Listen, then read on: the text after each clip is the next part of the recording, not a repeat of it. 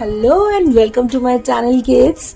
आज हम स्टार्ट करने वाले हैं एक न्यू स्टोरी जो कि है क्लास 5th की सेकंड नंबर स्टोरी जिसका नेम है precious सांबल seeds.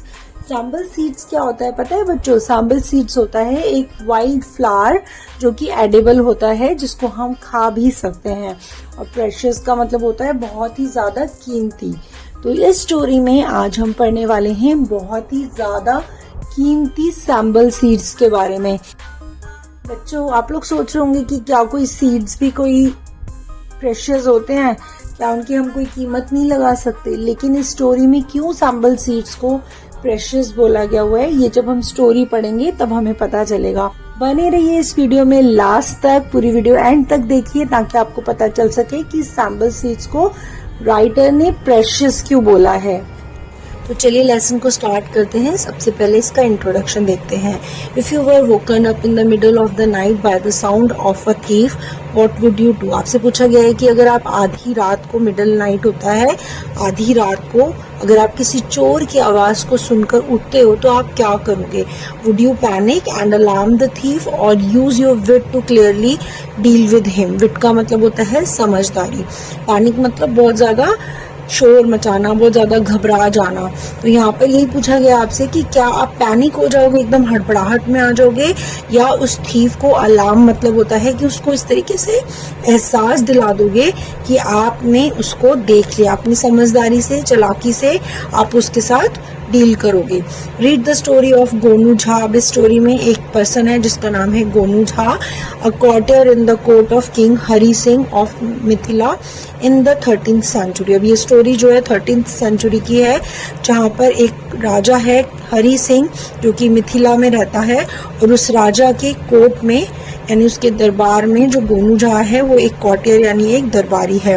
Who uses wit and intelligence to catch a thief. अब गोनू झा के बारे में बताया गया है कि वो उस दरबार का दरबारी है जो कि विट मतलब अपनी समझदारी से उस चोर को पकड़वाता है या पकड़ता है। One night, Gonu Jha and his wife were peacefully asleep when a sudden noise wake him up. एक रात की बात है, गोनू झा और उसकी वाइफ जो थे पीसफुली मतलब शांति से सो रहे थे। when sudden noise, सडन मतलब अचानक से, नॉइज मतलब शोर होता है बहुत ज्यादा, और जो गोनू झा है वो अपनी नींद से उठ जाता है। वो उठकर अपने आप से ही बात करता है। यहाँ पर वो कह रहा है it seems someone is knocking at the door but who could it be at this hour. अब वो जब एकदम शोर को सुन के उसकी नींद खुल जाती है तो वो उठता है और अपने आप से ही बात करता है कि ऐसा लग रहा है कि डोर में कोई नॉक कर रहा है, दरवाजा कोई खटखटा रहा है। बट वो अपने आप से सोचता है कि कौन हो सकता है इस टाइम, इतनी रात को कौन आ गया। अक्सर ऐसा हमारे साथ भी होता है स्टूडेंट, जब रात को हम सो रहे होते हैं और अचानक से कोई आवाज सुनते हैं या डोर पे कोई नॉक करता है तो हम भी हड़बड़ाहट में उठ जाते हैं और घबरा जाते हैं कि इतनी रात को कौन आ गया। तो ऐसे ही जब गोनू झा रात को सो रहा था गहरी नींद में और अचानक से उसको कोई आवाज सुनाई दी तो वो थोड़ा सा हड़बड़ाहट में उठा और अपने आप से ही सोचने लग गया कि इतनी रात को इस टाइम कौन होगा। Just then he heard pots and utensils banging against each other। और तभी उसको एकदम से बाहर से pots मतलब जो मिट्टी के बर्तन होते हैं, utensils मतलब जो दूसरे बर्तन होते हैं, banging मतलब एक दूसरे के साथ जब वो बर्तन टकराते हैं तो उनसे जो आवाज आती है वो उसे सुनाई दी। The sound is coming from the porch outside। Porch का मतलब होता है जो हमारे घर के बाहर का जो गैलरी होती है, जो आंगन होता है उसको पोर्च बोलते हैं। तो the sound is coming from the porch outside यानी कि वो जो आवाज थी वो घर के बाहर के आंगन से आ रही थी। Someone is looking for something in the earthen pots there. वो अपने आप से ही बात कर रहा है कि जरूर बाहर कोई है जो उन मिट्टी के बर्तनों में कुछ ढूंढ रहा है। It must be a thief trying to steal the grains. अब वो अपने आप से ही बात करता जा रहा है क्योंकि उसकी वाइफ जो है वो बहुत गहरी नींद में सोई हुई है और वो कह रहा है कि जरूर कोई चोर है जो क्या कर रहा है, ग्रेन मतलब जो हमारा अनाज है, स्टील मतलब उसको चुरा रहा है। I must think of something quick otherwise my stored grain will be stolen. अब वो कह रहा है मुझे जरूर इस बारे में कुछ ना कुछ जल्दी से सोचना है, नहीं तो जो हमारा स्टोर किया हुआ ग्रेन है वो स्टोर जो है वो उसको चुरा लेगा। Suddenly a thought occurred to Gonu. He started waking up his wife। अचानक से एक थॉट मतलब उसके दिमाग में एक आइडिया आया गोनू के दिमाग में ही started waking up his wife, उसने अपनी वाइफ को जगाना शुरू कर दिया। Dear wife wake up, there will be a big disaster if you don't wake up quickly. अब वो अपनी वाइफ को कह रहा है कि मेरी प्यारी वाइफ जल्दी जल्दी उठो, अगर तुम नहीं उठी तो बाहर बहुत बड़ा डिजास्टर, मतलब एक बहुत बड़ी प्रॉब्लम आ जाएगी हमारे साथ, जल्दी से उठो। क्विकली का मतलब होता है जल्दी।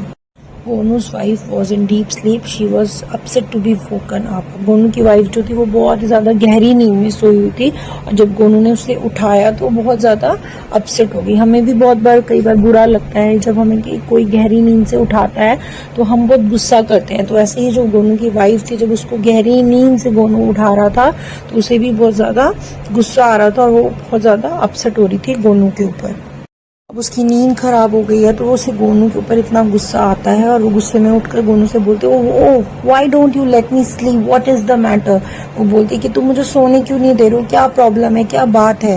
गोनू से कहता है get up, we will lose lakhs of the money if you don't act quickly and listen to what I have to say. वो ये कह रहा है कि अगर तुम नहीं उठी तो हमें लाखों का नुकसान हो जाएगा, तो तुम जल्दी जल्दी उठो और सुनो जो मैं तुम्हें कह रहा हूँ। On hearing the words, lakhs of rupees, Gonu's wife became a little alert. She got up and sat on the bed. अब जैसे ही उसने सुना लाखों रुपए, अपने हस्बैंड की बात को सुनकर, इन वर्ड्स को सुनकर वो एकदम से उठ गई और उठकर बैठ गई और बहुत ज्यादा अलर्ट हो गई। क्योंकि जहाँ पे पैसों की बात आती है, लाखों रुपए की बात होती है, हर कोई अलर्ट हो जाता है ना। हम लोगों से भी कोई बोले कि लाखों का नुकसान हो रहा है, जल्दी उठ जाओ, तो हम भी सोचेंगे भी नुकसान ना हो, क्योंकि मनी को अर्न करना बहुत ही मुश्किल होता है और हर कोई चाहता है कि हमारे पास बहुत सारे पैसे हों। तो जब गोनू झा ने ये बोला अपनी वाइफ को कि लाखों का नुकसान हो जाएगा, जल्दी से उठ जाओ, तो वो जैसे ही लाखों की बात उसने सुनी, उसकी वाइफ फटाफट से अपनी उस गहरी नींद से उठ के बैठ गई बेड पे और उसने एकदम से अपने हस्बैंड से पूछा लाखों रुपए। अब यहाँ पे क्या हो रहा है, वो बोल रही है did you see a bad dream in the middle of the night you are talking about the loss of lakhs. अब वो कह रही क्या तुमने कोई बुरा सपना देखा है कि अचानक से तुम आधी रात को उठ के लाखों रुपए के नुकसान की बात करने लग गए। अब गोनू कह रहा है dear wife I can understand why you are upset, but good fortune is finally knocking on the door and we must take advantage of it, where you have kept the sambal seeds that I gave you earlier today. Gonu Jha है वो अपनी wife से कह रहा है मेरी प्यारी wife, मैं समझ सकता हूँ कि तुम इतनी अपसेट क्यों हो, but good Fortune is finally knocking on the door. Fortune मतलब किस्मत। अब वो ये बोल रहा है कि जो अच्छी किस्मत है वो हमारे दरवाजे पे नॉक कर रही है और हमें इस चीज का फायदा उठाना है। एडवांटेज मतलब उसका फायदा उठाना है। वो उससे पूछ रहा है कि जो तुम्हें सांबल सीड मैंने दिए थे उसे तुमने कहाँ रखा है। यहाँ पे ऐसा क्यों कर रहा है, बिकॉज उसको पता है कि बाहर जो थीफ है वो क्या कर रहा है, उनके ग्रेन्स को चुरा रहा है। लेकिन अब वो अपनी समझदारी से अपनी वाइफ के साथ बातें कर कर वो क्या कर रहा है, उस थीफ को बहका रहा है ताकि वो उनकी बातों में आ जाए और वो ग्रेन को छोड़कर उस चीज को चुराए जिसके बारे में वो बात कर रहा है। तो यहाँ पर जो थीफ था वो क्या कर रहा है, the thief who was busy filling his sack with grains stopped to listen to their conversation. He came closer to the window. Gonu's wife was furious now. अब यहाँ पर जो चोर था busy filling in his sack, वो क्या कर रहा था, सैक मतलब होता है बोरे। हम जब कोई ग्रेन्स वगैरह अनाज लेकर आते हैं, गेहूं चावल लाते हैं तो बोरों में लाते हैं। तो वो भी क्या कर रहा था, तो जो चोर था वो क्या कर रहा था, बोरों के अंदर ग्रेन भर रहा था, यानी उस अनाज को भर रहा था। जब हम गेहूं चावल आटा वगैरह लाते हैं तो हम बोरों में लाते हैं, ऐसे ही वो भी बोरों के अंदर अनाज को भर रहा था। लेकिन जैसे ही उसने गोनू की बात को सुना, stopped to listen their conversation, वो रुक गया वो काम करने में और कन्वर्सेशन मतलब उनकी बातों को सुनने लग गया। और ही केम क्लोजर टू द विंडो, खिड़की के और पास आ गया ताकि उनकी बातों को और अच्छे से सुन पाए। गोनू's वाइफ वॉज फ्यूरियस नाउ।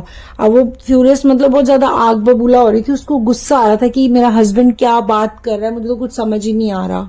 अब जो गोनू की वाइफ थी वो बहुत ज्यादा गुस्से में थी और अपने हस्बैंड को बोलती what is the matter with you, तुम्हारे साथ क्या प्रॉब्लम है, you wake me from my sleep in the middle of the night. वो कह रही तुमने एकदम आधी रात को मुझे मेरी गहरी नींद से उठाया।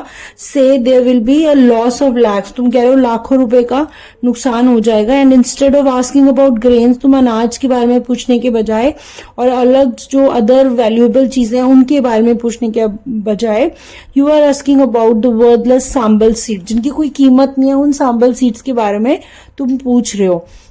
Have you lost your mind someway, क्या तुम्हारा दिमाग है ये नहीं है तुम्हारे पास। वो मतलब बहुत गुस्सा हो गया अपने हस्बैंड से और वो गुस्से में बोल रही है कि तुम क्या अनाप शनाप बातें कर रहे हो, तुम अनाज के बारे में ना पूछ के, महंगी कीमती चीजों के बारे में ना पूछ के, तुम उन संबल सीड्स के बारे में पूछो जिनकी कोई कीमत ही नहीं है। तो वो अब यहाँ पर जो ये बॉक्सेस हैं, ये एरोज रॉन्ग लगे हुए हैं। ये वाला जो बॉक्स है ये गोनू ने बोला है और ये वाली बात जो है उसकी वाइफ ने बोली है।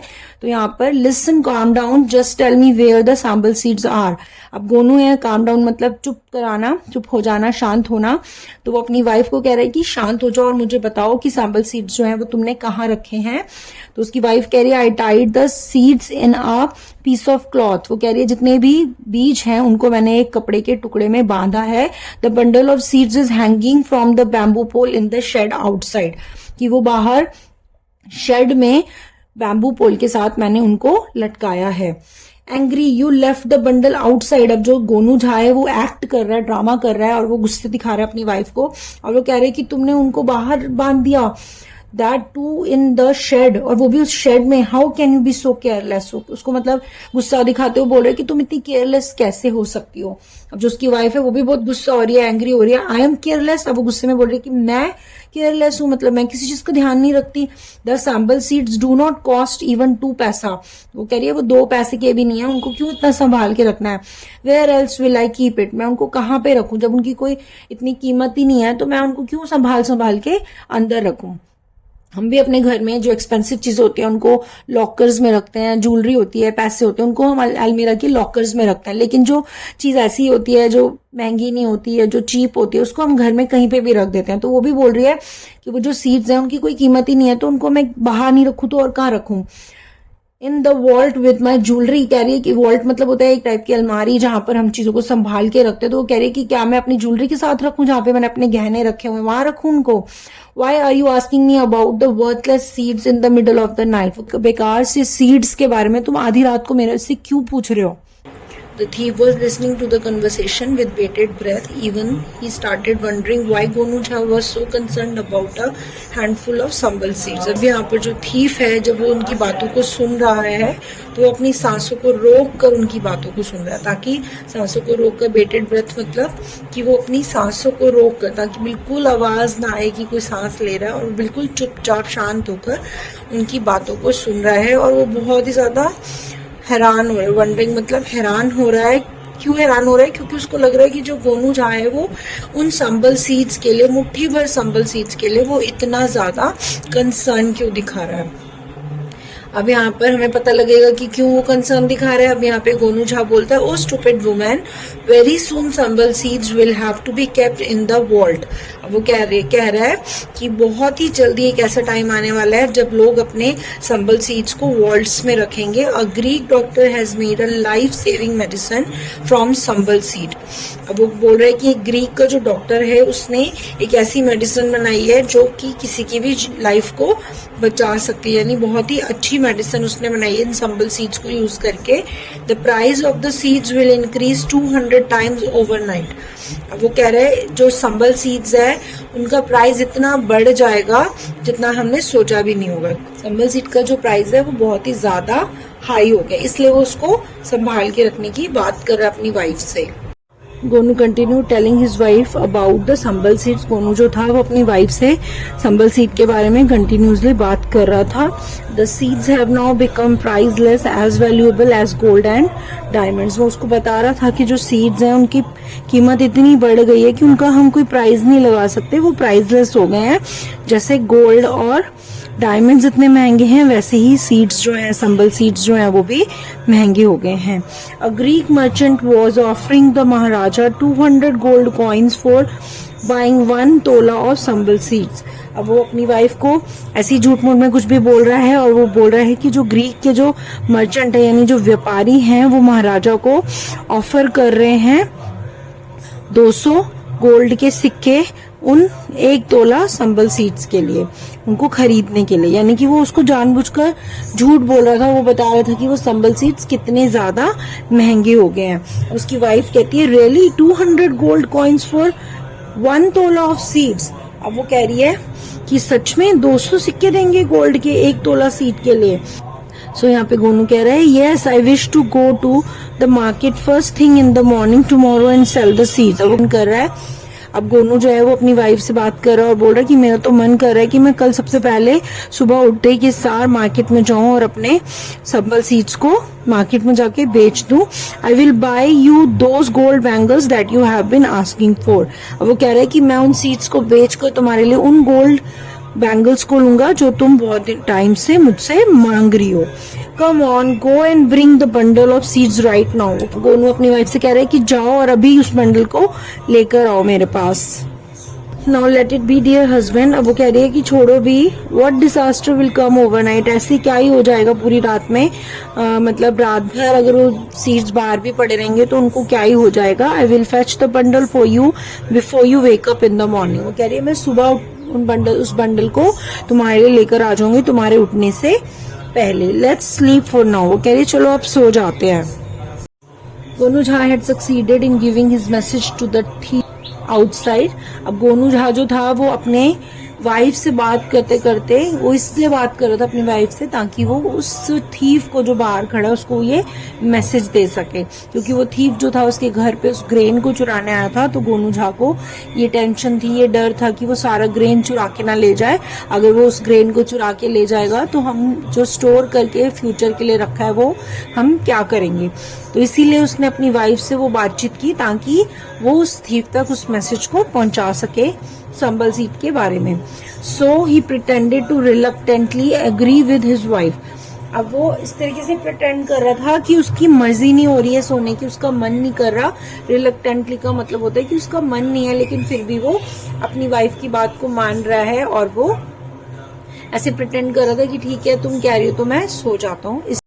The next morning, गोनू's wife went to fetch the bundle, but she found it missing. अगली सुबह गोनू की वाइफ जैसे ही उस बंडल को लेने गई, उसने देखा वहां पे कुछ भी नहीं है, वहां पे वो बंडल नहीं है। अब वो ये कह रही है, get up husband get up, I wish I had listen to you, I am sorry. अब वो मतलब बहुत परेशान होके दुखी होके अपने हस्बैंड को कह रही है उठो उठो, काश मैंने तुम्हारी बात सुनी होती पहले। सॉरी, वो उसको सॉरी बोल रही है कि मुझे माफ कर दो कि मैंने तुम्हारी बात नहीं सुनी, क्योंकि वो बंडल जो था वहां पे नहीं था। Smiling, so the bundle of seeds has disappeared hasn't it. अब जो गोनू है जब उसने अपनी वाइफ की बात को सुना तो वो स्माइल कर रहा है और वो कह रहा है अच्छा तो बंडल ऑफ सीड जो है वो डिसअपीयर यानी मतलब गायब हो गया क्या, नहीं हुआ? ऐसे करके वो अपनी वाइफ से पूछ रहा है। Answering, Gonu's wife started sobbing. अब आंसर देने की बजाय गोनू की जो वाइफ थी वो सॉबिंग मतलब होता है फूट फूट कर रोना। अब जब गोनू उससे पूछ रहा है कि अच्छा वो सीड्स जो है वो गायब हो गए, तो उसकी वाइफ जो है वो बहुत जोर जोर से रोने लग गई और वो उसको कोई भी आंसर नहीं दे रही। She was filled with remorse मतलब उसको बहुत रिग्रेट फील हो रहा है, बहुत दुख हो रहा है और बहुत ही ज्यादा वो परेशान हो रही है। Gonu Jha felt that now was the right time to reveal the secret of the Sambal seeds. अब गोनू झा को लग रहा है कि अब ये बिल्कुल ठीक टाइम है जब मैं अपनी वाइफ को उन सीड्स के बारे में सारी बात सच सच बता दूं। कंसोलिंग हिज वाइफ, वो अपनी वाइफ को चुप करवा रहा है, उसको शांत कराते हुए बोल रहा है लेट इट गो डियर, इसको जाने दो, जो चीज चली गई उसको जाने दो। Don't shed tears like this for a bundle of sambal seeds. अब मैंने संबल सीड्स के बारे में जो तुम्हें बात बताई है वो एक स्टोरी बनाई थी मैंने, ताकि उसका जो माइंड है वो डाइवर्ट हो जाए, उसको मिसलीड करने के लिए मैंने ये सारी कहानी बनाई थी। रिलीव्ड, अब जो उसकी वाइफ थी वो शॉक मतलब वो हैरान भी होती है अपने हस्बैंड की बात सुनकर, लेकिन उसको थोड़ा सा रिलीफ भी मिलता है कि अच्छा चलो जो मेरे हस्बैंड ने ये बात बोली है वो सच नहीं है, क्योंकि उसको लग रहा था कि अगर वो संबल सीड्स चोरी हो गए हैं तो बंडल ऑफ संबल सीड्स के लिए तुम अपने आंसू को इस तरीके से मत बहाओ। I had heard a thief in the night. अब उसको बता रहे कि मैंने रात को एक चोर की आवाज सुनी थी। He was removing the grain from the earthen pot. अब वो हमारे मिट्टी के बर्तनों में से सारा ग्रेन जो था वो हटा रहा था। I made up a story about the price of the Sambal seeds just to mislead him. बहुत सारे पैसों का नुकसान हो जाएगा। हस्बैंड, व्हाट कैन आई से? अब अपने हस्बैंड को कहते हैं कि अब मैं क्या बोल सकती हूँ। I am so relieved to hear that, मेरे को बहुत तसल्ली मिल रही है ये सब कुछ सुन के। Do what you must do. वो कह रही है तुम करो जो तुम्हें जरूर करना है। I know you will not rest till you catch the thief. वो कह रही है मुझे पता है कि तुम बिल्कुल आराम नहीं करोगे जब तक तुम उस थीफ को पकड़ नहीं लोगे। Also now you must buy me the gold bangle as a prize for disturbing my sleep and making me cry. अब वो कह रही मुझे ये भी पता है कि तुम मुझे बैंगल्स लाके दोगे गोल्ड की, मेरी नींद खराब करने के लिए और मुझे रुलाने के लिए, कि मैं जो रोई हूँ और जो मेरी नींद खराब हुई है उसके बदले में तुम मुझे गोल्ड की बैंगल्स जरूर लाके दोगे। Quickly got ready. गोनू फटाफट से तैयार हो गया। Put on clean clothes and went to the market. उसने साफ सुथरे कपड़े पहने और वो मार्केट चला गया। ही टॉक्ड टू द चौकीदार। चौकीदार किसको बोलते हैं? वॉचमैन को। तो यहाँ पे वो वॉचमैन से बात करता है। Listen to me carefully. उससे कहता है कि मेरी बात ध्यान से सुनो। Be vigilant. बहुत ही ज्यादा अटेंटिव रहना है आपको, वो ये बता रहा है। There is a man in the market who will be selling sambal seeds as life saving medicinal seeds. अब वो कह रहा है कि यहाँ पर एक मार्केट में एक आदमी होगा जो कि सैंबल सीड्स बेच रहा होगा और जो उनको मेडिसिनल सीड्स की तरह बेच रहा होगा, लाइफ सेव करने वाले मेडिसिनल सीड्स की तरह बेच रहा होगा। He will ask for 200 gold coins or maybe more for 1 तोला of sambal seeds। वो कह रहा है कि वो 200 सोने के सिक्के मांगेगा उनके बदले में, या 1 तोला सांबल सीड्स के बदले में, या उनसे भी ज्यादा मांग सकता है वो। He is a thief. वो एक चोर है। Arrest him and bring him to me. उसको पकड़ लेना और मेरे पास ले आना। पर जो गोनू है, गोनू झा है, वो बहुत ही समझदारी से चल रहा है। पहले उसने उसको चोर को फंसा दिया, अब उसको यहाँ पर वो पकड़वाने की कोशिश कर रहा है। तो वो उस चौकीदार से कह रहा है, उस वॉचमैन से कह रहा है कि बहुत ही अटेंटिव रहना, क्योंकि इस मार्केट में एक ऐसा पर्सन होगा जो संबल सीड्स को सेल करेगा मेडिसिनल सीड्स बताकर। उनको वो बहुत ही एक्सपेंसिव बेचेगा। 200 गोल्ड के कॉइन्स भी मांग सकता है या उससे ज्यादा भी मांग सकता है। तो वो चोर है, उसे तुम पकड़ लेना और मेरे पास ले आना। अब यहाँ पर जो वॉचमैन है वो उसको क्या कह रहा है? वॉट एवर यू से गोनू जी। अब यहाँ पर भी ये एरोज रॉन्ग लगे हुए हैं, तो इधर भी ये वाली जो बात है वो गोनू वॉचमैन ने बोली है, और this thing is said bye Gonu. तो यहाँ पर जो वॉचमैन है वो कह रहे हैं वॉट एवर यू से गोनू जी। गोनू जी आप जैसा बोलो। I will immediately start roaming around the market. वो कह रहा है जैसा आप बोलो मैं एकदम से, इमीडिएटली मतलब एकदम से मार्केट में, रोमिंग मतलब इधर उधर घूमना शुरू कर देता हूँ। I will come with you. Gonu उसको बोल रहा है कि मैं भी तुम्हारे साथ आऊंगा। Started roaming around the market. उन्होंने इधर उधर मार्केट में घूमना शुरू कर दिया। Soon they saw a man selling sambal seeds spread on the cloth. अब वहां पे उन्होंने बहुत ही जल्दी उनको एक आदमी दिखा जो मार्केट में एक कपड़ा बिछाकर सैंबल सीड को उस पर फैलाकर बेच रहा था। They immediately identified him to be a thief. उन्होंने फटाफट से इमीडिएटली मतलब एकदम से आइडेंटिफाइड मतलब उसको पहचान लिया कि यही वो चोर है। The chowkidar walked up to the man. जो वॉचमैन था वो उस आदमी के पास गया। अब जो वॉचमैन था उसने पूछा how much for these Sambal seeds. In Sambal seeds का क्या प्राइस है? अब थीफ बोल रहा है 200 गोल्ड कॉइन्स फॉर 1 तोला। अब 1 तोले के उसने बोला 200 सोने के सिक्के। Expensive what's in these seeds. वो कह रहे हैं, अब वॉचमैन जो है वो बहुत हैरान होके बोल रहे हैं मतलब महंगे। अब वो कह रहे हैं इतने महंगे, इनमें इतना स्पेशल क्या है? अब वो चोर बोल रहा है sir these are no ordinary seeds. ये कोई मामूली बीज नहीं है। They are medicinal seeds. ये मेडिसिनल सीड्स यानी इनसे दवाइयां बनती हैं। There are life saving element in these seeds. अब वो ये बोल रहा है कि यहाँ पर इन सीड्स के अंदर एक ऐसी चीज है जिससे किसी की भी जान बचाई जा सकती है। Who was observing them from a distance now walked up to them। Gonu Jha जो था वो दूर से उनको ऑब्जर्व कर रहा था यानी देख रहा था, और वो देखते फटाफट से उनके पास आ गया। The thief did not notice Gonu approaching them. अब थीफ ने नहीं देखा कि गोनू उनकी तरफ आ रहा है। अप्रोचिंग मतलब उनके पास आ रहा है। Hey you are telling the right price of the Sambal seeds. अब गोनू झा उसको कह रहा है चोर को कि तुम बिल्कुल प्राइस इसका ठीक बता रहे हो, but chowkidar ji please tell this man the day's price of the Sambal seeds. अब वो कह रहा है कि चौकीदार को कह रहा है कि आप इसको आज का प्राइस बताओ संबल सीड्स का, क्योंकि रोज जैसे प्राइजेस होते हैं फ्लक्चुएट होते हैं, ऐसे ही संबल सीड का प्राइस भी वो बोल रहा है आज का रेट जो है वो बदल गया है, तो आप इसको आज का प्राइस बताओ। Gonu stood in front of the thief blocking his way of escaping. अब गोनू जो था उसके एकदम सामने खड़ा हो गया, उसके रास्ते को ब्लॉक कर लिया ताकि वो एस्केपिंग मतलब भागे नहीं। The chowkidar grabbed the thief's hand and tied them with a rope. उसने उसके हाथों को एकदम से पकड़कर दोनों हाथों को रस्सियों से बांध दिया। The day's price you have to pay, the price is spending a few days in jail. अब वो जो चौकीदार है वो उसको बोल रहा है कि जो आज का प्राइस है वो ये है जो तुम्हें पे करना पड़ेगा और तुम्हें जेल में रहकर आज का प्राइस पे करना पड़ेगा।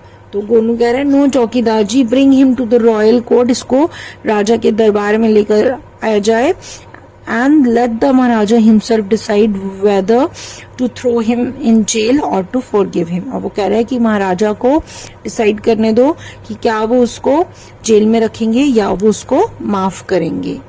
Gonu Jha started moving towards the royal court with a smile on his face. अब वो चौकीदार जो था, जो वॉचमैन था, उसने उस थीफ को पकड़ा हुआ है और उसके पीछे पीछे चल रहा है और गोनू झा जो है वो आगे आगे चलना स्टार्ट करता है और उसके फेस में एक बहुत ही अच्छी सी स्माइल होती है। क्यों स्माइल के साथ क्यों जा रहा था? क्योंकि उसको पता था कि अगर उसको वो महाराजा के पास लेके जाएगा तो महाराजा विल बी वेरी हैप्पी और वो गोनू झा को कोई ना कोई रिवॉर्ड जरूर देंगे इस चीज के लिए कि उसने अपने समझदारी, अपनी इंटेलिजेंस से उस थीफ को पकड़वाया है।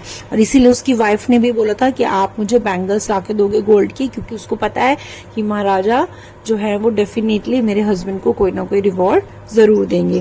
तो ये थी हमारी एक स्टोरी जिसमें हमने गोनू झा की समझदारी को देखा, कैसे उसने अपनी समझदारी से उस चोर को पकड़वाया। किड्स, आपको ये स्टोरी कैसी लगी आप मुझे जरूर बताना। अगर आपको वीडियो अच्छी लगी हो तो please do like the video and subscribe to my channel.